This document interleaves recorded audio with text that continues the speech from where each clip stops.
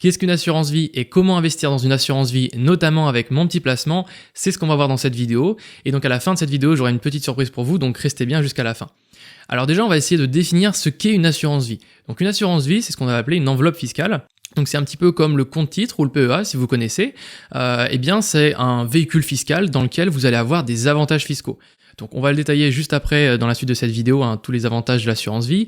Mais déjà, comparé par exemple au PEA, vous n'allez pas avoir de limite en nombre. Ça veut dire que, voilà, par exemple le PEA, vous ne pouvez en avoir qu'un seul.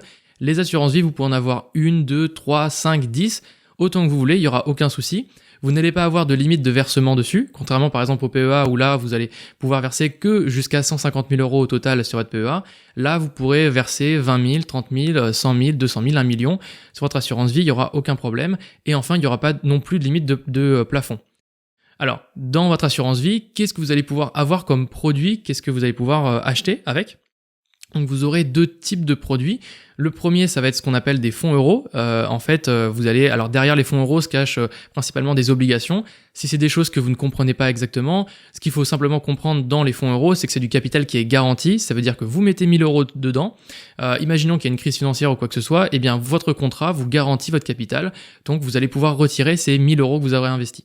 Alors, vous n'allez pas avoir de garantie sur le rendement, mais sur le capital que vous aurez au moins investi. En sachant également que le rendement que vous aurez via ces fonds euros, c'est des rendements qui est en général assez faibles, qui vont de 2 à 4% par an, donc c'est pas forcément très très incroyable. Un petit peu à l'opposé, vous allez avoir un deuxième type de produit qui va être ce qu'on appelle les unités de compte, où là vous allez avoir du capital qui est non garanti. Donc c'est un petit peu comme si vous achetez des actions, ça veut dire que vous achetez quelque chose, peut-être que ça peut perdre de la valeur, peut-être que ça peut en prendre. Et l'idée, bien sûr, c'est que ça en prenne. Donc avec ce type de produit, vous aurez un meilleur rendement. Et derrière les unités de compte, qu'est-ce qui se cache? Eh bien, vous allez avoir des fonds d'actions, des fonds de SCPI, des fonds d'OPCVM, etc. D'autres types de produits qui vont être un peu plus dynamiques. Et donc c'est ce qui permet justement ce meilleur rendement.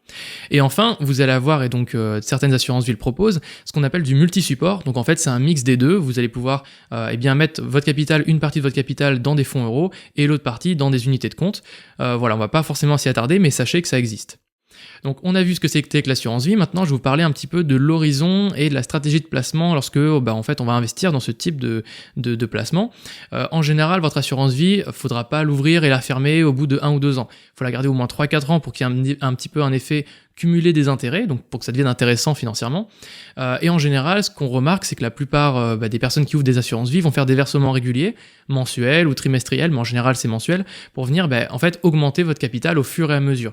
Donc au lieu de placer d'un coup 10 000 € et ensuite ne plus rien verser, autant plutôt placer 5 000 €, puis 1 000 € tous les mois, ou 500 € tous les mois, et du coup lisser votre investissement. Et du coup ça pendant plusieurs années, et on verra que peut-être qu'on va le garder encore plus longtemps ouvert que ça, puisque vous aurez des avantages fiscaux qu'on va voir juste après. En termes de retrait, et ça c'est un point que souvent on va se dire, voilà, c'est une assurance vie, donc je vais pas pouvoir toucher cet argent-là avant, souvent on se dit, c'est pour ma mort, et donc ce sera pour mes enfants, donc pour la partie leg, et je ne pourrai jamais toucher cet argent, ou alors sinon je pourrais le toucher qu'à la retraite. En fait, il n'y a aucun souci, vous pouvez tout à fait retirer votre argent à tout moment, en fait, donc il n'y a pas de choses, de clauses qui vous disent que vous pouvez pas retirer votre argent. Seulement, sachez que quand vous allez retirer votre argent, vous allez avoir un délai en général de 1 à 2 semaines pour avoir votre argent sur votre compte en banque, qui peut maximum aller jusqu'à 1 mois. Donc si vous avez envie de faire un retrait, prenez-vous un petit peu à l'avance, au moins un bon mois à l'avance, pour avoir vos sous. Et vous allez voir que justement, par rapport à la fiscalité, ce serait peut-être plus intéressant d'attendre un petit peu de faire un retrait. Donc maintenant on y est, on va parler de la fiscalité de l'assurance vie. Donc vous allez avoir 2 cas de figure. Le premier, vous faites un retrait partiel ou total avant 8 ans ou après. Donc ce qu'on va appeler un retrait partiel ou total, on peut aussi l'appeler un rachat dans le terme de l'assurance vie. Donc si vous faites un rachat partiel ou total avant 8 ans, vous allez devoir payer donc la flat tax de 30% sur la plus-value, sur les intérêts que vous aurez générés. Ça veut dire que vous investissez par exemple 1 000 €, vous avez un total de 1 200, donc vous avez fait un gain de 200 €, et bien vous allez devoir payer 30% sur ces 200 € de gain de plus-value. Ces 30% sont composés de 12,8% d'impôts et de 17,2% de prélèvements sociaux. Deuxième cas de figure, vous faites un rachat partiel ou total après 8 ans. Qu'est-ce qui se passe à ce moment-là? Eh bien là, vous allez devoir payer 24,7% sur la plus-value, composé de 7,5% d'impôts cette fois-ci, plus 17,2% de prélèvements sociaux. Et ça, c'est jusqu'à 150 000 € de retrait. Puis au-delà de 150 000 €, vous allez devoir payer 30% sur les intérêts générés au-dessus. Donc ça veut dire que si vous faites un retrait par exemple de 200 000 euros, sur les 150 premiers 1000 euros, vous aurez 24,7% à payer, puis sur ce qui se passe au-dessus de 150 000, ce sera 30%. Mais en sachant, et donc c'est là où vient l'intérêt de l'assurance vie, vous allez avoir un abattement annuel sur l'impôt sur le revenu de 4 600 euros si vous êtes célibataire ou de 9 200 euros si vous êtes en couple. Attention, ça s'applique uniquement sur les 7,5% d'impôt. Donc ça veut dire que si par exemple vous voulez retirer, donc vous avez une très grosse assurance vie, vous avez beaucoup d'argent dessus, vous voulez retirer une grosse somme pour financer un projet par exemple, ça peut peut-être valoir le coup de faire un retrait en plusieurs années, puisque du coup vous allez avoir un abattement annuel sur l'impôt sur le revenu de 4 600 euros. Donc si par exemple ces 7,5% d'impôt représentent 4 600 euros, eh bien avec l'abattement annuel, vous n'aurez pas à payer cette imposition, ou en tout cas ce sera un crédit d'impôt qui vous sera fait l'année d'après. Si par contre vous avez besoin de financer un très gros projet, vous avez besoin d'un coup de beaucoup d'argent, eh bien là, ces 7,5% d'impôts vont peut-être représenter, je sais pas moi, 10 000 euros par exemple, eh bien est-ce que ça vaut le coup de faire votre retrait d'un coup, ou est-ce qu'il vaut mieux peut-être attendre un an de plus, pour comme ça vous le faites sur 2 années, et vous allez payer donc 4 600 euros de moins d'imposition. Maintenant, voilà, on a vu ce que c'était que l'assurance vie, on a vu ce qu'on pouvait faire avec, maintenant je vous propose de voir comment est-ce qu'on investit dans une assurance vie, et donc je vais vous présenter mon petit placement qui vous permet justement d'investir dans une assurance vie. Donc mon petit placement, c'est une fintech qui est française, qui a été lancée en 2017. Ils ont 2 partenaires qui sont 2 grands assureurs qui sont Generali et Apicil. Alors ce que je vous ai pas dit juste avant, mais en fait c'est qu'une assurance vie elle se souscrit auprès d'un assureur. Voilà, ça c'est le fonctionnement d'une assurance vie. Ensuite avec eux vous pouvez investir à partir de 300 euros. Vous aurez 4 portefeuilles qui seront proposés, donc qui seront adaptés à votre profil, selon votre appétence au risque. Donc si vous avez envie d'avoir un peu plus de risque, vous pourrez avoir un peu plus de rentabilité. Si vous voulez être un peu plus conservateur, vous aurez un petit peu moins de rentabilité. Ensuite, c'est sans engagement et des frais transparents. On va justement voir juste après comment fonctionnent les frais chez mon petit placement. Chez eux, 85% de leurs clients programment un versement automatique mensuel. Comme ça, ils se prennent pas la tête et c'est un gain de temps, c'est-à-dire qu'en fait, quand vous allez faire vos investissements, vous allez ouvrir votre compte chez Mon Petit Placement, vous allez mettre en place un virement automatique vers Mon Petit Placement. Automatiquement, dès que vous recevez votre salaire, vous avez un versement qui se fait et vous ne pensez plus à votre capital qui se met. Et donc, l'avantage, c'est que ça vous évite de perdre du temps, contrairement à si vous faisiez du boursicotage, voilà, que vous voulez acheter des actions, etc., que vous devez comparer, chercher votre action, qu'est-ce que vous avez envie d'acheter, etc. Là, pour le coup, l'avantage de l'assurance vie, c'est que c'est un petit peu en mode autopilote et c'est automatique. Et enfin, avec eux, c'est uniquement des unités de compte, donc plutôt que des fonds euros. C'est pour ça qu'ils peuvent se permettre d'avoir des rendements plus élevés, de 3 jusqu'à 12%, parce que c'est des produits qui vont être plus dynamiques.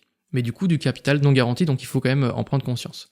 Donc chez eux, vous avez, donc, comme je vous l'ai dit, 4 profils. Le premier qui s'appelle volontaire, le deuxième énergique, donc plus ou moins 5% par an, ambitieux à 8%, et ensuite intrépide 12%. Donc des rentabilités passées ne veulent pas garantir des rentabilités futures, mais en tout cas donnent une bonne tendance sur ce qui peut se passer au fur et à mesure, et du coup les types de placements qui sont faits dans ces différents portefeuilles. Donc maintenant, je vais rapidement vous présenter les frais chez Mon Petit Placement. Donc vous allez avoir un pourcentage sur les performances réalisées qui va de 25 à 5%. C'est un pourcentage qui est dégressif en fonction du montant total que vous placez et si vous parrainez des personnes. Donc plus vous investissez chez eux et plus votre pourcentage est du coup bas et donc moins vous allez payer en termes de frais. Et ça va être un pourcentage qui va être payé sur les performances. Donc en fait, l'avantage, c'est que du coup, si vous gagnez de l'argent, eux prendront une commission. Mais si vous ne gagnez pas d'argent, ils ne prendront pas de commission. Donc c'est dans leur avantage de vous faire gagner de l'argent justement. Donc ça c'est le premier frais, c'est les frais de Mon Petit Placement.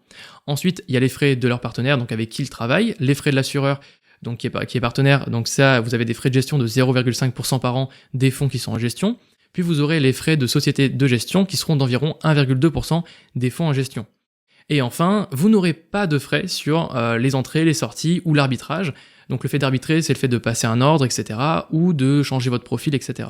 Donc pour faire des versements et pour retirer votre argent, vous n'aurez pas de frais. Les seuls frais que vous aurez, c'est les pourcentages sur les performances réalisées, les frais de l'assureur partenaire et les frais de société de gestion. En sachant que le pourcentage sur les performances peut être bougé en fonction du montant total que vous allez investir. Ce que je vais vous montrer juste après. Donc ici, vous voyez que si vous mettez que 1000 euros, vous allez commencer dans la tranche où là vous allez devoir payer donc 25% sur les performances qui vont être réalisées. Si vous mettez par contre 10 000 euros, là tout de suite vous passez à 11,6% sur les performances réalisées. Et plus vous allez monter dans le total de votre capital investi, enfin plus vous aurez un capital total investi qui sera élevé, et moins vous aurez un pourcentage qui va être élevé. Et donc si vous parrainez des personnes en plus, etc., vous aurez un pourcentage qui va au final aller de plus en plus bas. Donc maintenant que je vous ai présenté mon petit placement, si toutefois vous voulez vous inscrire, et donc c'est la petite surprise que j'avais à vous proposer, j'ai un code qui s'appelle donc Axel30 qui vous permet d'avoir 30% de frais en moins sur les performances de votre première année. Donc pendant un an, si vous avez un pourcentage, je sais pas, de par exemple 25 ou de 10%, vous aurez 30% en moins grâce à ce code-là. Donc voilà, je vous mettrai le lien en description. Le lien c'est axelparis.fr/MPP, mon petit placement. Et enfin, je vais conclure en disant que pour moi, l'assurance vie, ça a toute sa place dans un portefeuille d'investisseurs équilibré et que mon petit placement s'adresse vraiment pour les jeunes actifs, pour les personnes aussi qui sont débutantes, novices et qui souhaitent investir un petit peu en mode automatique, c'est-à-dire un peu en mode autopilote où on va pas se demander voilà dans quoi est-ce que je veux investir. On va choisir son profil, on veut choisir plus ou moins sa rentabilité, son niveau de risque et ensuite on active le mode pilote et du coup l'investissement est en train de se faire. Et bien sûr, donc, je vous l'ai pas dit, mais mon petit placement vous propose d'être accompagné. Donc, ils vont vous faire des vidéos pour vous aider à construire votre portefeuille. Qu'est-ce que vous avez envie de faire? Quelle est votre stratégie? Donc, eux vont vous accompagner. Vous aurez un support qui sera réactif si vous avez des questions sur comment fonctionne l'assurance vie, la fiscalité, etc. Donc voilà, je vous laisse avec eux entre de bonnes mains. N'hésitez pas à vous inscrire ou au moins en tout cas acheter un petit coup d'œil à leur offre. Et on se retrouve dans une prochaine vidéo. À très bientôt, c'était Axel.